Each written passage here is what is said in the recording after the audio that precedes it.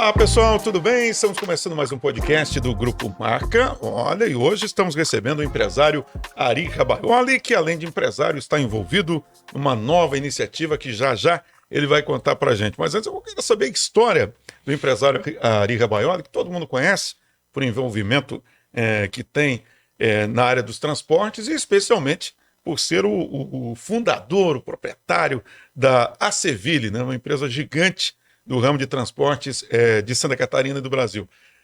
Senhor Ari Rabaioli, seja bem-vindo. Obrigado por ter aceito o nosso convite. Obrigado a você pelo convite, Daniel Alexandre. Um prazer estar aqui, falar um pouco da nossa história, do nosso projeto. E com certeza quem está nos assistindo vai gostar muito da história e daquilo que nós queremos realmente fazer nesse grande projeto. Senhor Ari, e já que a gente falou em história, o senhor é gaúcho, mas na verdade o senhor é um cataúcho, né? Porque o senhor viveu uma parte pequena da sua vida no Rio Grande do Sul e veio para Santa Catarina. Como é que foi essa história aí, essa migração do Rio Grande do Sul para Santa Catarina? Na verdade, eu nasci numa pequena cidade interior, na verdade, de Aratiba, Rio Grande do Sul, naquela localidade em que tem uma escola e que as 5 classes têm um único professor, né? E lógico, para mim ter uma base boa de educação, né, aos 12 anos eu saí de casa, fui morar num comerciante que tinha compra e venda de produtos agrícolas, né? Para poder fazer o ensino fundamental já no Colégio Santos Anjos, que tinha freiras como professoras, foi uma base muito boa. E na nossa cidade não tínhamos ensino médio, e aí aos 17 anos eu vim para Chapecó, e é onde iniciei a minha carreira aos 20 anos ali, né? Fiquei dos 17 aos 20 na informalidade, até porque não era aquele momento ainda de servir o exército, que as empresas normalmente não gostam de empregar. E aos 20 iniciei uma carreira de bancário em Chapecó, no Bradesco, fiquei 10 meses, depois fui para o Unibanco, em 78 transferido de Chapecó para São Miguel do Oeste, em 79 para Blumenau e em 85 eu vim para Joinville. E aí eu decidi e escolhi a cidade de Joinville, não aceitei mais transferência e aqui me estabeleci. Essas transferências dos bancos, como é que funcionava na época? O funcionário ele tem a opção de escolher, ou apresenta-se algumas opções e o funcionário escolhe, ou simplesmente é comunicado, olha, a partir de janeiro o seu local de trabalho vai ser lá em São Miguel do Oeste, por exemplo? Normalmente, pouco negociado, logicamente, é uma necessidade do banco e, lógico, pela experiência que se vai adquirindo e sempre crescendo internamente. Então, eu, logicamente, fui aceitando também, né? Porque saio de uma cidade lá do Oeste para uma cidade do Vale, como era Blumenau, e depois para a maior cidade do estado, e sempre é muito bem-vindo, né? Mas aí as minhas filhas pequenas, no colégio, com amigos e amigas, eu também, quando era bancário, ainda entrei num clube de terças-ferinos, e até hoje frequento, e começa, né? Clube de quê? Não entendi. Terças-ferinos. O que é isso? É um clube fundado em 1958, eu tinha 3 anos de idade. Nossa. Então, é um clube de amigos, né? E como tem aqui em Joinville, quinta-ferinos, terça-ferinos, e eu faço parte desse clube. Então, eu resolvi escolher a cidade por ser uma cidade que aqui se produz, aqui se trabalha, aqui tem muitas oportunidades, né? Senhor Ari, o pessoal costuma imaginar que o fato de a pessoa ter trabalhado muito tempo em banco a torna mais capacitada do que a média, né, pelo menos, para lidar com dinheiro. Isso é verdade? Isso lhe ajudou para se tornar um empreendedor ou não tem nada a ver aquela experiência adquirida atuando como bancário? Não dá tanta experiência assim, porque ali no banco já vem tudo mastigado, já tem regras, tem normas, tem... É lógico que se vai adquirindo uma experiência, porque se conversa com inúmeros clientes de atividades diferentes, e cada um com a sua experiência, cada um com a sua dificuldade, e tu vai aprendendo até com os erros e acertos dos clientes, porque você acaba fazendo parte desses clientes, atendendo no dia a dia, né? Mas, de qualquer maneira, foram 15 anos de banco, me trouxe uma bagagem fantástica que deu como certo depois como empreendedor. Então, sempre se aprende e não tenha dúvida de que a experiência é muito boa. Senhor Ari, quando é que surgiu no Ari Rabaioli aquele desejo, poxa, estou bem aqui, estou estável aqui no banco, mas eu queria ter o meu negócio. Quando que surgiu essa ideia de criar um negócio na cabeça do Ari Rabaioli? Que momento que isso despertou? Desde os 20 anos, eu já tinha 35 anos quando eu saí do banco. É um desejo de sair da condição de empregado para empreendedor, o espírito de empreendedorismo que a pessoa tem, né? E sempre imaginando que a vida de empresário é melhor do que, De funcionário. do que o do trabalhador, né? Então, é lógico, muitas pessoas me perguntam, mas por que transporte, né? Eu sempre respondo que não consegui abrir um banco. Normalmente você trabalha na atividade, você abre um negócio da mesma atividade que você sempre trabalhou, né? É Uma verdade. malharia, um comércio, e banco realmente não teve. Me vinguei depois, o Enio, quando em 2006 eu estava no sindicato, fazendo parte da diretoria do Sindicato das Empresas, o Cetracajo, e que veio a proposta de criar uma cooperativa de crédito, que não deixa de ser uma instituição financeira. Sim. Aí sim eu me vinguei do destino e Se envolveu. me tornei um sócio fundador. Sempre falo dela, Transpocred, a conta número 4, né? De você ter uma instituição hoje com 35 mil cooperados, você ter a conta número 4 é um privilégio. Até porque nesta Transpocred também tem uma história que no segundo ano eu já comecei a participar do Conselho Fiscal, Conselho de Administração, Diretoria Financeira, e nos últimos 8 anos eu fui presidente do Conselho. É uma história linda também que veio junto com essa experiência toda de empresário. E a Aceville? Porque hoje a gente vê aquele monte de caminhão, aquele milhares de cidades em que a Aceville atua, e parece que aquilo lá surgiu de repente. Alguém chegou lá, comprou 1.000 caminhões, vamos abrir um negócio. É, Não é bem assim a história da Aceville, né? não é, acho que não é bem assim a história de qualquer empreendedor, né? Todo ele começa pequeno. E hoje visito empresas, dizem, eu sou pequeno. Digo, todo mundo foi pequeno um dia. Eu também fui, né? Saí do banco, eu na época pedi acordo no banco e não me deram acordo e eu não saquei sequer o fundo de garantia, Sem capital. sem capital.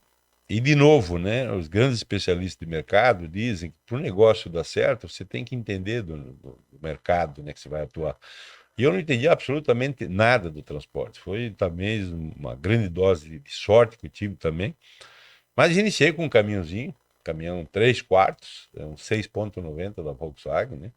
Na época dei a entrada de um Fiat Uno, né, que era da minha esposa, na oportunidade, e financiei uma parte, e ali nós tivemos a empresa do lado da casa, que usava o telefone de casa como telefone comercial, usava a esposa como secretária, e eu, logicamente, polivalente, fazendo de tudo um pouco, né? Você imagina você ser um gerente geral de uma agência que tinha 70 colaboradores, na época que tudo era manual, né? Não tinha nada informatizado. Você partir para cima, tirar o paletó e a gravata, que tu usa normalmente dentro do banco, e partir com a camiseta, uma bermuda e vamos lá, vamos pegar junto, né? Cobrar o escanteio e correr para cabecear. Tinha que Então fazer lá eu tudo. descarregava, eu carregava, eu fazia parte financeira, eu fazia parte comercial, eu saía na rua com a pastinha. Vender frete, o Enio, é pior que vender livro. A gente sabe o quanto é difícil vender livro no Brasil, onde a sociedade, a população não, estuda, não lê, né? Uhum. Mas vender frete você não tem nada na mão. Você tem que vender a confiança. O cidadão que compra um sonho, compra uma mercadoria, diz, poxa, será que esse cidadão vai me entregar? E se eu roubar o caminhão com a carga, ele tem seguro para cobrir? E às vezes um caminhão fechado, 1 milhão de mercadoria, 1,5 milhão a valores de hoje, de 2 milhões às vezes, né? Então você imagina você pequeno com um caminhãozinho, você ter a confiança do comerciante de te entregar a compra que ele fez, ou para a loja dele, ou para pra um consumo final, enfim, de quem compra, né? Mas o senhor lembra, agora, interessante essa parte da história. O senhor lembra, por exemplo, da primeira vez que algum cliente entrou em contato? Olha, eu preciso fazer esse serviço, e o senhor ficou pensando, meu Deus, será que eu consigo fazer isso? Que provocou uma preocupação no senhor, porque o senhor achou que talvez não conseguisse realizar aquele trabalho? Olha, foi muito interessante porque na época eu era gerente do Unibanco e tinha um cidadão que era empresário e era o presidente do Sindicato das Empresas de Transportes de Cargas aqui de Joinville, o Cetracajo, que depois eu me filiei, fiquei como diretor alguns anos e me tornei presidente lá também. Você vê que é o Uhum. destino, né? E ele disse para mim, olha, o presidente do Sindicato de Blumenau, que fundou a federação, que depois também me tornei presidente da federação, ele quer um representante aqui em Joinville da empresa dele. A empresa era a Thompson de Blumenau. E vamos fazer uma sociedade, já que tu quer sair do banco? Digo, vamos. E quando chegou o primeiro caminhão que ele abriu, era um caminhão que trazia de tudo, como nós, a nossa empresa hoje traz de tudo que se imagina, matéria-prima para as empresas, malharias, metalurgia, toda essa área, produto acabado para o comércio. Quando ele viu um tambor de 200 litros de óleo industrial, ele falou, não, eu não quero saber desse transporte, não. Ele era acostumado a fazer a expedição das indústrias daqui, tipo dele, do Col, era só caixinha, era só... Quando ele viu um tambor de 200 litros, ele não tinha estrutura onde o caminhão pudesse encostar e descarregar o tambor e botar para um outro caminhão. Ele falou, não, se você quiser, assume isso aí, porque eu não quero. Aí eu assumi essa representação, uma espécie de franquia dessa empresa de Blumenau, e ao mesmo tempo desenvolvi a minha. E eu conquistei o meu primeiro cliente, eu saí em 31 de maio de 90 do banco, de 1º de junho até agosto eu só representei essa empresa. Meu primeiro cliente foi a Acros. Nossa. A atual Amanco, né? Na época tinha o Steffens, um dos sócios fundadores, que participava desse nosso clube, e era um amigo nosso, e nós conquistamos. Aí sim, no dia em que eu recebi a primeira carga da Acros, eu não sabia exatamente o que fazer. Eu tinha que pedir ajuda, né? O que eu fazia primeiro? Se eu emitia primeiro o conhecimento de carga, que é a nota fiscal, né? Certo. Nós chamamos de conhecimento. O manifesto, que é o resumo do carregamento, a verbação de seguro, enfim. Ali, naquele momento, eu fiquei muito feliz de ter conseguido, né? Mas eu não sabia operar. O senhor não conhecia os processos? Não. Mas eu pergunto, o senhor foi humilde para perguntar para quem conhecia, não foi um problema para o senhor fazer esse tipo de consulta? Não tenha dúvida disso, né? Tendo o cliente já conquistado, o processo é o mais fácil. Vamos descobrir como é que funciona. E como é que é? Eu já ouvi falar isso várias vezes. Quando você quer que uma coisa seja feita, e o senhor é um exemplo clássico, né, disso, dê para alguém que esteja ocupado. Porque o cara que é ocupado dizem que não é o jeito. E o senhor é muito assim, né? O senhor é empresário, se envolve na cooperativa, em várias entidades, e ainda daqui a pouco a gente vai contar a história da política. É mais ou menos isso que o senhor acredita mesmo? Que a pessoa que tem várias atribuições é porque ela tem qualidade para fazer esses trabalhos? Comprovadamente, o voluntário, em torno de 76%, se eu não me engano, trabalha. Então, o voluntário não é aquele que não trabalha. O grande percentual do voluntário é aquele que trabalha. E lógico, assim que eu saí do banco, eu fui procurado pelo sindicato para me filiar. E eles queriam renovar a diretoria, sabendo da minha experiência de banco e tal. E eu fui, me associei e comecei a participar da diretoria, né? Em 2012, tornei presidente do Cetracad, que é o sindicato aqui de Joinville. E em 2016 eu disputei a Federação das Empresas de Transporte de Cargas, que é o guarda-chuva dos 13 sindicatos. E junto com a federação veio o SEST e Senat, o Sistema S do Transporte, que, a exemplo do Senai, do SESI da Indústria, o transporte tem o SEST Senat. O SEST é o Serviço Social do Transporte, o Senat, Serviço Nacional de Aprendizagem do Transporte. E temos, inclusive, uma unidade aqui na Avenida Santo Dumont, do lado da Coltex, em que eu tive o privilégio de inaugurar essa obra, né? Como outras 4 obras no estado, uma em Lages, outra em Concórdia, e outra em Itajaí e outra em Videira. Então, além da FETRANSESC, do SESC Senat e da Transpocred, que eu contei já, que eu fui sócio fundador, que eu participei de Conselho Fiscal, Conselho de Administração, Diretoria Financeira, e nos últimos 8 anos, como presidente do Conselho, eu era conselheiro do Sistema AILOS, que é um sistema, uma central de 13 cooperativas, que aqui em Joinville tem a Credicop e a Credicreia, que é a Credicreia dos engenheiros, e a Credicop é de livre admissão. São 13 cooperativas dentro de um sistema. Então, os 13 presidentes são, né, conselheiros do sistema. Então, no dia 31 de maio, quando eu resolvi renunciar para mim partir para outro projeto, eu fiz 4 renúncias. 4 renúncias? FETRANSESC, SESC Senat, Transpocred e o Sistema AILOS. Mas o senhor não era obrigado a renunciar, foi uma opção. Poderia me licenciar. Poderia se licenciar. Até porque o mandato da federação e do SESC Senat iria até 2024. Mas eu resolvi renunciar. Uma decisão minha, uma decisão que já vinha comigo de tudo ou nada. Não tem meio termo. E até tive o pedido de alguns, né? O próprio vice-presidente que acabou assumindo a vai, se licencia, né? Se não der certo o teu projeto, volta e tal. Uhum. Mas a decisão minha foi essa. Falando em decisão, uma característica do político, né, o senhor que aspira a ser deputado federal, é justamente constantes negociações. É a arte de negociar a política, né? E o senhor tem a pretensão de ser deputado federal por Santa Catarina. Como é que é o Ari Rabaioli? Ele é um cara que ouve, por exemplo, opiniões contrárias, ou quando ele está focado, acredita, é difícil de alguém persuadir a ele mudar de decisão. Como que é esse traço da personalidade do Ari Rabaioli? Sempre tive uma facilidade muito grande de articular. Eu sempre fui muito de ouvir as pessoas. Acho que eu me considero uma das virtudes maiores de saber ouvir. E lógico, no final tu tem que decidir, né? Mas eu não sou muito de impor. Eu sou bem democrático. Como presidente da FETRANSESC, eu sempre procurava decidir no colegiado. Vamos colocar em votação. E às vezes me diziam, você é democrático demais. Então esse é meu estilo, né? Democrático, eu não costumo bater de frente com ninguém, eu costumo de colocar as minhas posições de forma educada e sempre respeitando o adversário, seja de qual partido. Isso eu fiz muito articulando projetos. Quando presidente da FETRANSESC, nós em Santa Catarina tínhamos um sério problema que era o roubo de cargas. Nós tínhamos em 2016 a média de 2 roubos por dia em Santa Catarina. Nossa. Parece pouco, mas é 2 traumas de 2 profissionais que são assaltados e ficam um trauma difícil de ser curado, porque eles são dominados, são levados às vezes para o mato, amarrados, e às vezes dentro de um depósito, medo de morrer, dentro da cabine do caminhão com os criminosos, né?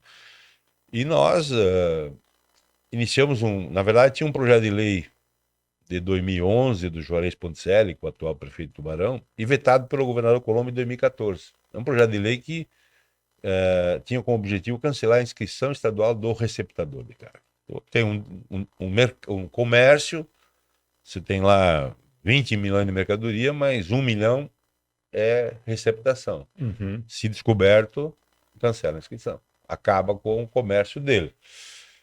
E aí, em 2017, eu assumi em 2016 a federação, nós iniciamos um projeto do início, nós não desenterramos o defunto, né, que era aquele outro projeto que estava suspenso, parado, com o deputado, na época, Patrício Destro, daqui de Joinville, em março de 2017. Em outubro nós aprovamos, em novembro o governador Colombo vetou novamente, em dezembro nós derrubamos o veto.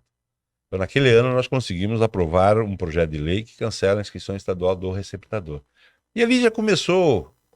Só uma pergunta. E foi possível notar o resultado desse projeto que foi aprovado? Dessa lei, né? Não tenha dúvida. Porque funcionou? O roubo de carga tem um receptador, sempre.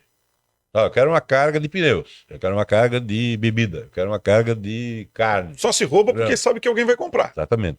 Então isso envolve muitas vezes o motorista, muitas vezes envolve alguém dentro do embarcador, muitas vezes envolve alguém dentro da transportadora. Uhum. Alguém passa informação de cargas, né? Enfim.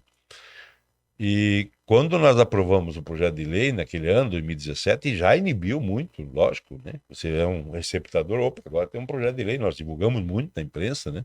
E ali naquele projeto, nós articulamos com pessoas da oposição, e foi muito interessante porque o nosso maior argumento na época era de que um roubo de carga trazia um prejuízo para o empresário que agravamento de apólice de seguro, tem um seguro numa seguradora, rouba um caminhão, deu um prejuízo de 300, 400, 500 mil, ela agrava.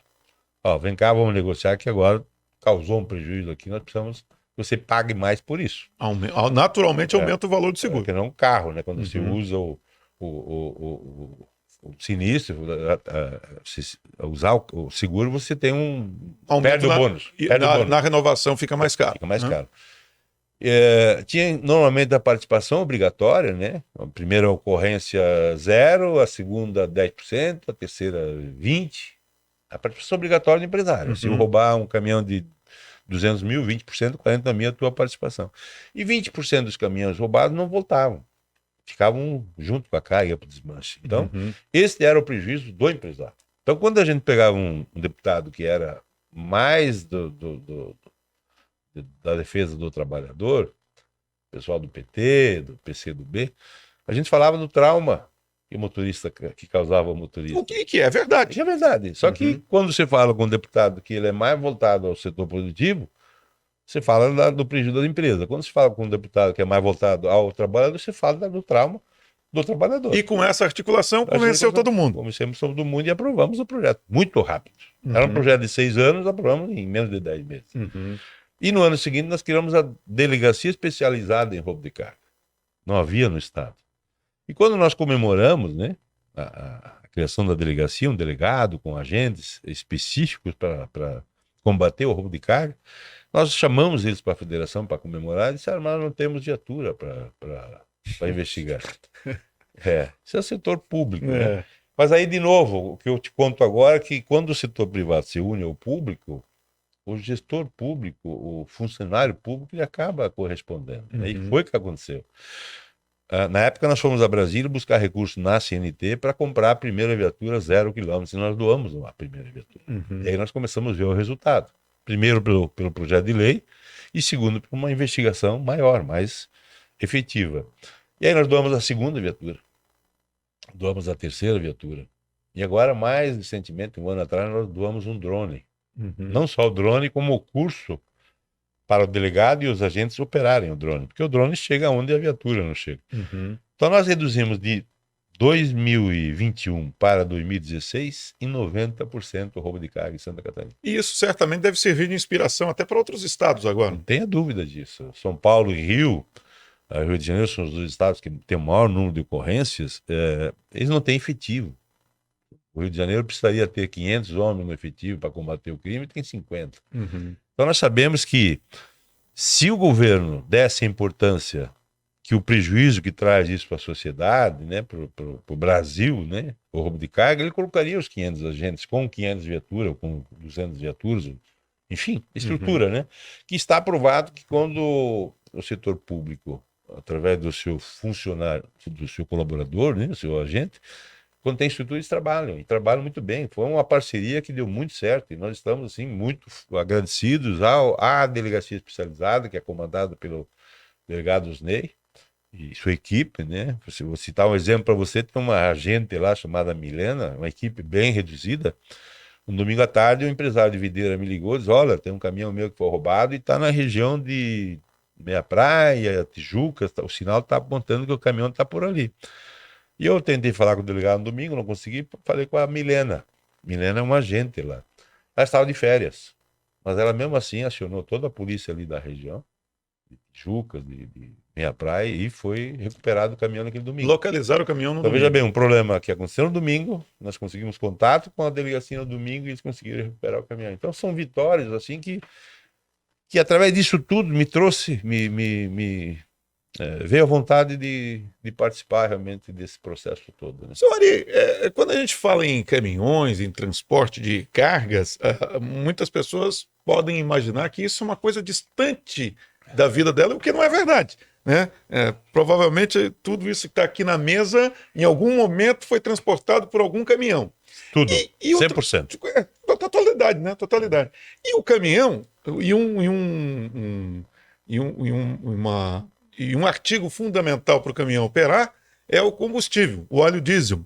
Como tem sido para os empresários e até para os caminhoneiros, aquele que tem um pequeno negócio, lidar com esse óleo diesel caro, que a gente sabe que, claro que tem total influência internacional, o Brasil não produz óleo diesel, que eu saiba, se produz muito pouco, né? Como é que tem sido lidar com esse combustível caro para as transportadoras?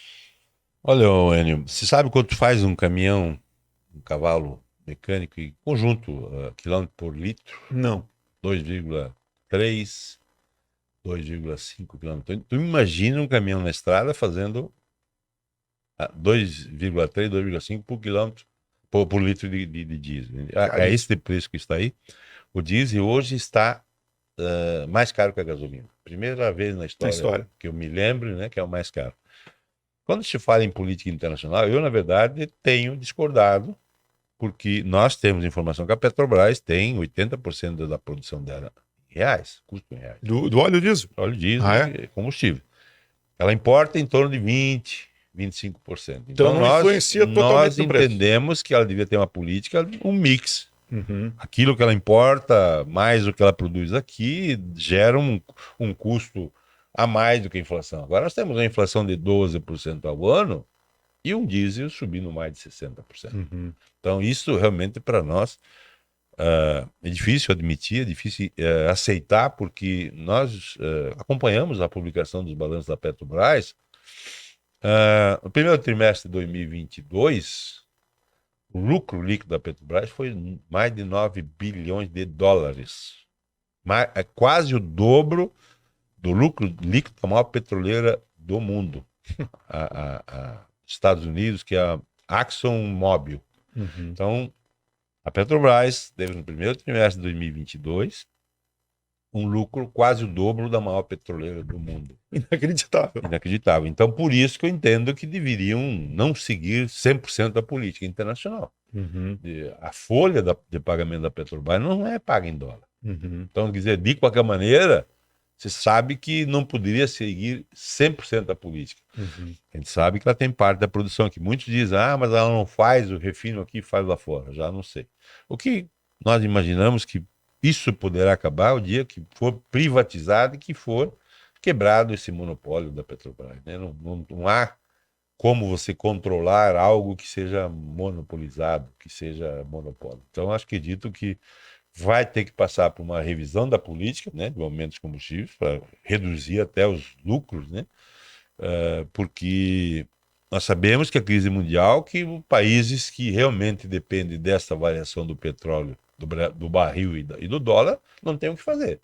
Mas nós não poderíamos estar nessa dependência tão grande, pelo menos é o que tenho informações de que a Petrobras tem boa parte da produção dela em reais, custo em reais. Nós tivemos, eu não me lembro quando, acho que foi no governo Michel Temer, o senhor me corrija se eu estiver errado, aquela greve, né, que parou o Brasil e naquele momento os brasileiros perceberam, aqueles que não são do meio, o quanto o caminhão é fundamental para a economia do Brasil. Existe um risco de aquilo se repetir ou o senhor acredita que nesse momento não? Eu acredito que não, porque a relação do presidente Bolsonaro e do ex-ministro, né, da infraestrutura, o Tarcísio, e agora o Marcelo Sampaio também, é uma relação muito próxima do caminhoneiro. Eles estão, digamos assim, tentando, Estão se esforçando para... esforçando, sempre tem um olhar, agora tem ajuda para o caminhoneiro. E o caminhoneiro tem respeitado o governo Bolsonaro. O que aconteceu em 2018 no governo Temer, eu acredito que poderia ter se evitado os bloqueios das rodovias. Qualquer classe de trabalhadores pode fazer paralisação. Nós até achamos que isso é um direito, né? Só que o direito de bloquear rodovias não é.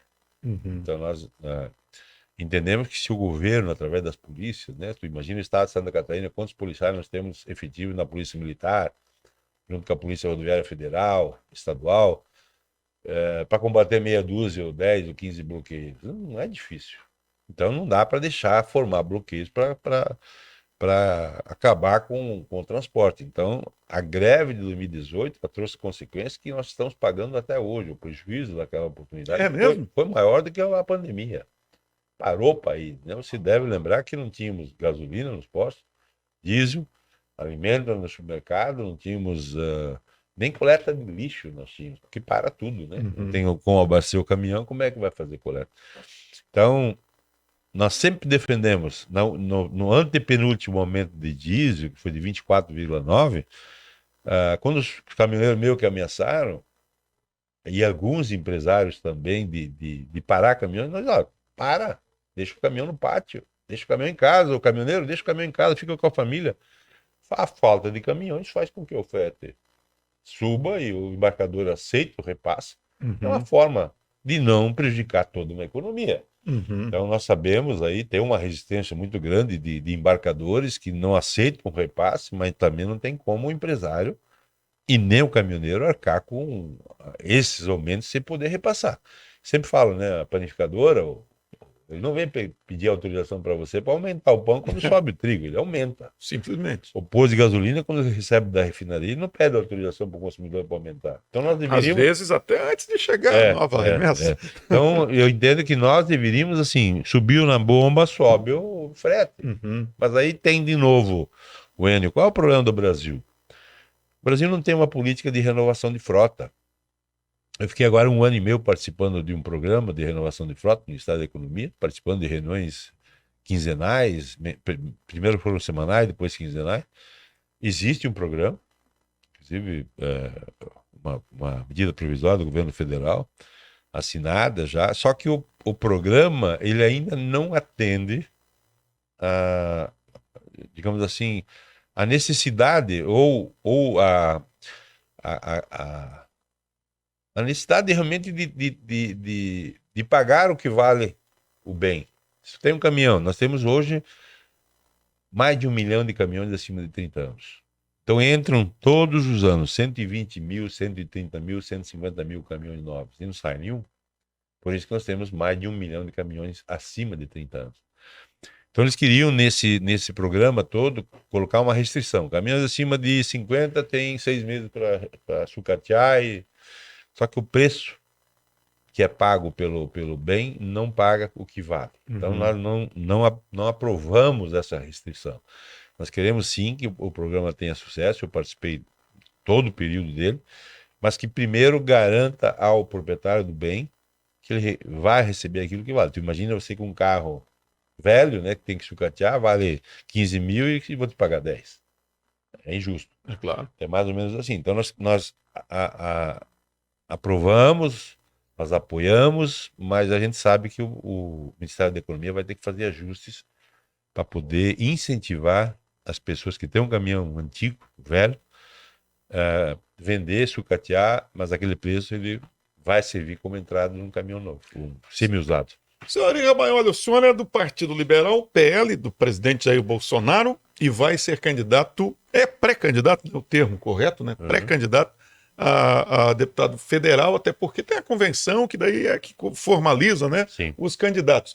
Como é que foi? Quando é que o senhor deu a notícia em casa, reuniu a família e falou, olha, eu vou ser candidato a deputado? Isso foi uma decisão que o senhor foi amadurecendo, foi repentina, e a família assimilou bem a ideia? É uma decisão que veio amadurecendo junto com os 13 sindicatos. Já em 2018, nós estávamos apoiando um candidato do transporte, depois ele desistiu. E lá em 2018 já tinha essa vontade do setor, né, dos 13 sindicatos, e a partir dali começaram a me incentivar também a participar desse processo. E lógico que, como eu participava das entidades, eu tive que fazer um processo todo de sucessão na cooperativa de crédito, que é uma instituição financeira que trabalha com recursos de terceiros e muitos recursos, né?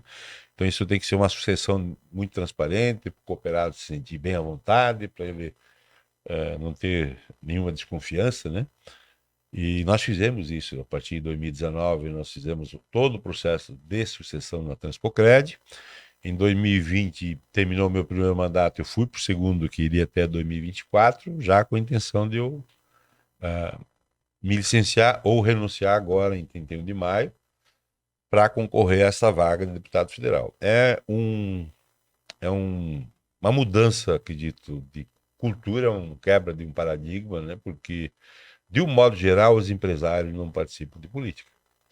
E agora nós estamos realmente cada vez mais dizendo para os nossos empresários: participe, perca a vergonha de pedir o voto, o medo de pedir o voto, e vamos aí escolher os candidatos pelo currículo, né? Eu acredito que a eleição de 2022 ela é muito, mas muito mais importante que a de 2018. Será um divisor de águas, que nós temos aí pela frente a renovação de 2 ministros já no próximo ano. Temos aí a possibilidade, depois de fazer uma sucessão e, quem sabe, renovar quase 100% lá dos ministros do STF, que você sabe muito bem o que vem acontecendo, né? Parece que tem um poder de executivo, né? Paralelo, enfim. Então, por essas situações todas, pela nossa liberdade, pela liberdade dos nossos filhos, eu aceitei essa condição de ir lá para fazer uma política séria. Eu não preciso da política, eu não dependo da política. Eu renunciei a 4 cargos com um salário razoável. Eu tenho um salário da minha empresa também, que estamos fazendo a sucessão lá com a minha filha e os gestores, né, do comitê gestor. Então eu poderia desacelerar, viajar, ir para a praia, para o sítio. mas eu quero realmente ir a Brasília para contribuir no nosso país nas reformas estruturantes necessárias, como a reforma da Previdência, a reforma administrativa. Nós precisamos diminuir o tamanho do Estado para que sobre mais recurso para investimentos. Nós somos, Enio, 1% do território nacional, você sabe disso. A quinta maior arrecadação. E somos a 22ª no retorno de investimentos para infraestrutura. Tá errado, né, Completamente errado. Nós temos que criar uma política de retorno de recursos proporcional à arrecadação. Pode ser 50%, 60%, mas que retorne isso, que hoje retorna em torno de 15%, historicamente. E, infelizmente, Enio, nós temos as nossas rodovias, tanto federais quanto estaduais, sucateadas. Nós temos um governo do estado que tem um caixa que está aí distribuindo o Plano 1000, por exemplo. Por quê? Ele alega que não conseguiu fazer projetos durante a pandemia, as rodovias realmente estão no estado de conservação, que traz um prejuízo enorme para a saúde pública, com internações, com licenças, com invalidez, com uma série de coisas. Então não está se fazendo nada proativamente. O Fórum Parlamentar Catarinense, eu acredito que nos últimos anos, ele não trabalhou de forma integrada, pensando para o Estado, pensando um plano para o Estado, principalmente em rodovias. Nós temos, segundo o estudo da CNT, das 10 rodovias mais violentas do país, 5 estão em Santa Catarina. Então, Que impressionante. 5 estão no 1% do território. Então, isso prova de que realmente nós estamos com sérios problemas. A única via duplicada do Estado, que é a 101, está cheia de gargalo, né? Você sabe muito bem o que é uma travessia da Grande Florianópolis, que é uma travessia de Itapema, Balneário e Itajaí em plena temporada, 2, 3, 4 horas. O que é uma viagem da 101 até São Francisco, todos os dias, e principalmente na temporada, esse é um caos, né? E nós entendemos que Santa Catarina precisa mais. Santa Catarina, como dizem os políticos atuais, o próprio Jorginho Melo fala, né, que Brasília fala, não, Santa Catarina está bem, Santa Catarina não precisa. Chegou ao ponto de nós termos a pior rodovia federal do Brasil aqui, é a 163, lá no extremo oeste, que liga São Miguel do Oeste ali a Dionísio Cerqueira, que tem uma aduana lá. Que fronteira agora com a Argentina. que foi agora concedida, que vai para uma área de 300 mil metros, que vai aumentar a quantidade de caminhões e não tem rodovia. Então temos a 280 com sérios problemas, a 470, que a FETRANSESC fez um estudo que tem 16 pontos críticos, nós andamos a 29 km por hora. A 101 nós fizemos... A velocidade média é quanto? Média. 29? 29 Nossa, em média nesses 16 pontos críticos. imagine só. As travessias das cidades, e tu sabe, né? Anda, para. Engarrafamento. Isso é um prejuízo, porque o custo fixo de um caminhão, custo fixo fora o variável, é mais de R$100. Mas por que isso? Só o motorista custa praticamente R$40 na hora. Só fazer o cálculo. Ganha em torno de 4, 5 mil, dobra com os encargos, dividido por 220, tu tem um custo hora. Então sai um custo gigante para todo mundo, não só para as empresas, para todo mundo. Então, quando se fala em discutir se tem que ter pedágio, se não tem que ter pedágio, nós defendemos que nós precisamos de rodovias. Que cada um de nós, Enio, você tem um custo hora. Pode ser R$20, pode ser 30, pode ser 50, pode ser 100.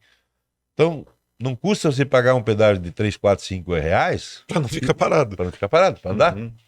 Tu é um profissional e tu custa. Quando falo você é o profissional liberal, o advogado, é o juiz, o promotor, todos passam por ali. Não é porque o cidadão é um promotor de justiça ou um juiz não passa por ali, ele não tem helicóptero, né, para andar. E a gente não deve esquecer, né, seu Ari, que Santa Catarina é um estado que tem uma vocação turística e eu não tenho os números precisamente aqui, mas eu sou capaz de apostar que 80%, 90% vem por rodovias. Não sei se por via aérea vem mais do que isso para Santa Catarina. Então as rodovias são importantíssimas por isso também. Você vê depoimentos de empresário do Oeste que há 8 anos não passa na 470 porque ele sabe que é um estresse, que é um perigo, muitos acidentes. Então, é lamentável nós sermos um estado pequeno, com a quinta maior arrecadação e com esses problemas. Então, o estado de Santa Catarina precisa mais mesmo. Mas isso é uma coisa importante que o senhor Ari falou aqui que nós devemos lembrar. Santa Catarina precisa, arrecada para fazer essas obras, Só que, infelizmente, a legislação brasileira não prevê que, proporcionalmente, o Estado recupere aquilo que foi enviado para a União. Esse é o problema, né, senhora? Esse é o problema. Não há uma política de retorno de recursos proporcional à arrecadação. E essa política terá que ser criada. Eu acredito que essa seria a forma, né? Porque eu sempre falo o seguinte: quantos estados nós temos no Sul e Sudeste? 7, né? 7, né? Quanto nós produzimos aqui nesses 7 estados? Eu não saberia dizer, mas eu acho que é um 70%. 70%. Eu acredito.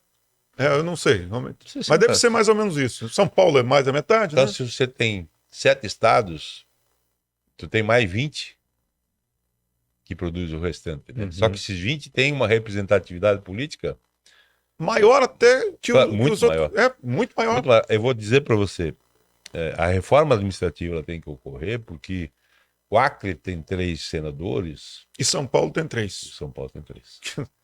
Então, quer dizer, precisa equilibrar forças, né? Então, quando há uma discussão de distribuição de recursos, é provável que os políticos de lá conseguem mais, porque tem uma quantidade muito maior. Penso eu, né? Eu vi uma comparação outro dia de Santa Catarina com o estado do Maranhão, quanto cada um. E parece que a população dos dois estados é muito semelhante, a área geográfica parece que é parecida, talvez isso esteja equivocado, mas quanto um arrecada, quanto o outro arrecada, quanto volta para Santa Catarina e quanto volta para o Maranhão. Eu quero que o Maranhão se torne o melhor estado do Brasil, mas é absurdo o que acontece com Santa Catarina. O Maranhão recebe mais do que Santa Catarina, produzindo bem menos. Quer dizer, isso tem que mudar realmente. Agora, será que é fácil isso, lá em Brasília, fazer essa mudança? Eu não acredito que seja fácil, mas eu acredito que nós tenhamos que ter aí um congresso mais de parlamentares que estejam mais dispostos a lutar pelo Brasil. Uhum. E que estejam dispostos a trabalhar de forma integrada, de uma forma unida, principalmente por Estado, né? Eu vou citar um exemplo do Rio Grande do Sul, na última eleição, por sugestão do Luiz Carlos Reis, que é um senador de lá, de que os parlamentares do Rio Grande do Sul deveriam destinar 100% dos recursos de emendas para a infraestrutura, dado o estado que se encontravam as rodovias do Rio Grande do Sul. Aí, logicamente, teve uma gritaria dos prefeitos, que não sobraria recurso para outras áreas, e negociaram 50%. Então, ali eles tomaram uma decisão de forma coletiva, conjunta, para beneficiar o Estado. Então, se Santa Catarina, no próximo mandato do Fórum, se unir e tomar uma decisão dessa, eu acredito que tu pode passar 4 anos, olha, nós já fizemos a nossa parte. 50% das nossas emendas já vai para a infraestrutura. Então, talvez seja uma saída. Mas que tem que se ter uma união entre os parlamentares, não tenha dúvida disso. É olho no olho e dizer, vamos resolver o problema de Santa Catarina. A partidário, depois que acabar o processo eleitoral. Tenha dúvida disso. Ô, senhor Ari, nós tivemos em Joinville, por exemplo, o caso de um empresário muito bem sucedido, que é inclusive seu amigo, que é o Ninfo Koenig, que foi candidato a vereador, se elegeu, e ficou um pouco desapontado com o que encontrou. O senhor está preparado para decepções? Como é que o senhor está? O que o senhor está imaginando encontrar em Brasília? Eu estou muito preparado, as pessoas já me disseram isso, já me compararam com a situação do Ninfo, inclusive, né? Mas eu já estou há anos à frente dessas entidades empresariais, participando do COFEM, que é o Conselho das 7 Federações Empresariais, e articulando muito com os políticos. É aquilo que eu falo sempre, né? O ser humano, ele precisa ser respeitado. Então, se eu encontrar pelo caminho parlamentares da oposição, primeiro tem que ter respeito a eles, porque eles estão lá com o voto de alguém, né? Por mais que eu ache que o Partido dos Trabalhadores não representa os trabalhadores, e eu faço essa pergunta para presidentes de sindicatos laborais, né? E eu daria o maior apoio se tivesse um partido que realmente representasse os trabalhadores, mas a gente sabe que ele está lá. Alguém votou nele. Então, para você poder aprovar os projetos, primeiro tu tem que ter respeito e tem que ter muita habilidade para articular. Então, eu já fiz isso como presidente das entidades, aprovando os projetos de leis que eu já acabei de citar. Tantos outros nós aprovamos, a reforma trabalhista, nós articulamos na federação, fez propostas de mudança, tivemos outros embates, inclusive com o STF, um problema que nós tínhamos aí da Lei 11.442, a relação do autônomo com a empresa, que seria uma relação comercial, o autônomo entrava a trabalhista contra a empresa e o judiciário concedia as condenações. Mas o MEI não resolveu isso? O MEI talvez a própria terceirização, ela ajuda, mas só que o judiciário entendia de outra forma, porque havia uma subordinação. Uhum. E não era respeitada a lei. Então, existia uma lei que dizia que a relação entre empresa e empresário era uma relação comercial e qualquer discussão tinha que ser na justiça comum. Uhum. Só que o judiciário achava e não acatava a lei, não sei se era por desconhecimento, e nós fomos ao STF para tornar a 11.442 constitucional. Então, foi um embate com os ministros do Supremo Tribunal Federal, através, lógico, de uma empresa especializada de jurídicos que tem uma relação com o STF e que nós conseguimos reverter por 9 votos a 2. Então, STF, Senado, Câmara Federal, Assembleia Legislativa, Câmara de Vereadores, nós articulamos durante esses quase 30 anos aí. Está bem familiarizado com isso. Familiarizado, então a gente sabe que tem traições, a gente sabe que tem que ter muita habilidade, manter o respeito com todos. Senhor Ari, e quais são os dogmas? O que o senhor pretende colocar em prática caso o senhor venha a ser eleito deputado federal por Santa Catarina? Tem tanta coisa que vai faltar tempo, né? Eu tenho dito que aos 67 anos que eu tenho, eu estou muito motivado e com um projeto para 3 mandatos. Não vou para um mandato só. E eu brinco, né? Vou até os 80 e depois a gente vê se tem um pouco mais de saúde, né? Mas eu realmente pretendo ir lá para fazer uma política séria, mas as demandas, as pautas são inúmeras, né? Mas a mais importante, sem dúvida, será a infraestrutura, porque a infraestrutura não beneficia só as empresas de transporte, não beneficia só a indústria, nem o comércio, beneficia a sociedade toda. O cara que anda ali de moto, de carro, ônibus, a reforma tributária, essa nós temos que matar, nós temos que desonerar o setor produtivo, nós temos que desonerar a folha para que o empregado tenha um salário melhor, tenha uma condição melhor, porque por vezes a empresa gostaria de pagar, mas o custo dos encargos é muito elevado, né? Nós temos que copiar o que os Estados Unidos faz, o próprio Emirados Árabes, nós tivemos recentemente em Dubai, em que o cidadão ganha 3 mil, leva 3 mil para casa e custa 3 para o empresário. Aqui ele ganha 3, leva 2.600 para casa e custa 6, de acordo com o regime, até 6, né, para o empresário. Então, como pagar mais se tem um custo tão elevado, né? E aí pode provocar informalidade, mas aqui no Brasil ainda, quando a gente diz, olha, ele ganha 3, leva 2.600 para casa, né? Ele passa num posto, bota 100 de gasolina, 25 ICMS. Tem isso, essa é a conta que... Se bem que deveria ser 17 agora, né, Teoria? Parece que hoje o governador aprovou. Ah, é? Ah, então que bom. Meio na marra, mas aprovou. Que bom. Aí tu passa no supermercado, tu faz uma compra de R$100, 30, 25, 30% de ICMS. Aí tu passa na farmácia, tu compra medicamento também. E tu chega em casa, acende a luz, tem ICMS. E tu olha para o teu filho pequeno, tu tem que ter recurso para educação, para uma creche, e tu olha para o jovem, tem que ter recurso para uma graduação. E aqueles 2.600 na prática virou 1.100. Virou pó. E aí tu tem que ter um plano de saúde, porque tu não tem saúde. Serviço público não tem. Então você paga o imposto de renda lá, que sai lá do teu salário, e depois tu paga imposto em tudo que se compra, inclusive o IPVA. Lá em Dubai, por exemplo, tu pode ter 10 carros na garagem, tu não paga IPVA. Tu paga pelo que ele vai rodar nas rodovias que estão pedagiadas por quilômetro rodado. Então, tu andou 5 km, paga 5 km. Agora, se você deixou em casa o mês todo, não paga nada. O que é justo, né? É justo. Utilizou, pagou.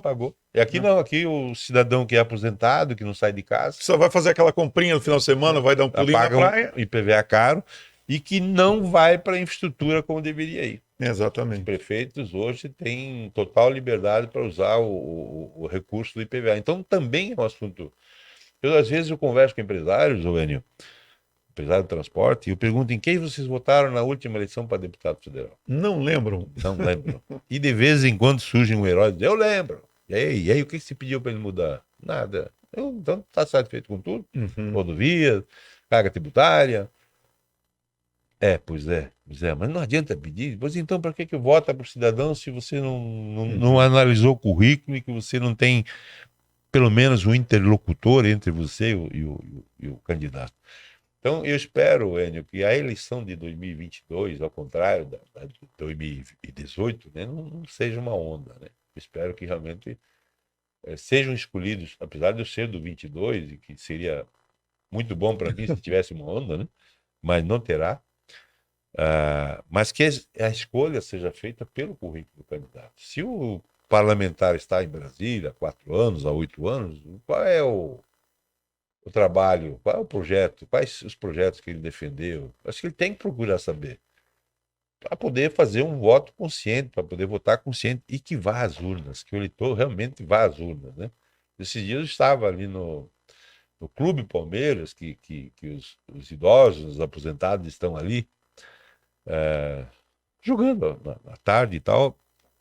E ali eu percebi que eles realmente disseram que querem ir para a urna, querem votar. E é por aí que nós temos, cada um de nós, o dever de incentivar as pessoas a participarem da eleição, participarem da política. Porque se ficar dizendo eu não gosto de política, nós vamos ser geridos por aqueles que gostam.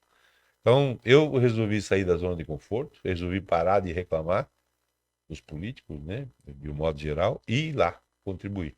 Que o governo só vai conseguir governar se tiver um Congresso que esteja disposto a trabalhar pelo coletivo, pelo Brasil, e eu não tenho dúvida de que se o povo brasileiro quiser realmente, nós vamos conseguir.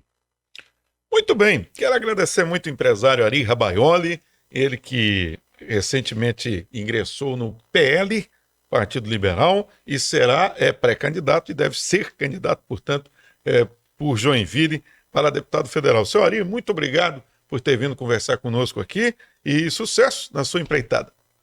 Eu que agradeço o convite e sempre à disposição que quando você me convidar, eu estarei aqui para realmente cada vez mais nós orientarmos aí a nossa sociedade. E eu principalmente, quando vejo mulheres participando da política, eu fico satisfeito. Tem uma cota que tem, apesar da cota insistir muito, né, que as mulheres comecem a participar da política, que se interessem por isso, que ajudem os seus maridos a escolher, os seus parceiros, porque é fundamental, é um divisor de águas esta eleição de 2022, eu não tenho dúvida disso. Então, muito obrigado pelo convite e um forte abraço a todos. É isso aí, conversamos hoje com Ari Rabaioli, empresário de Joinville, aqui no podcast do Grupo Marca. Tchau, pessoal, até a próxima.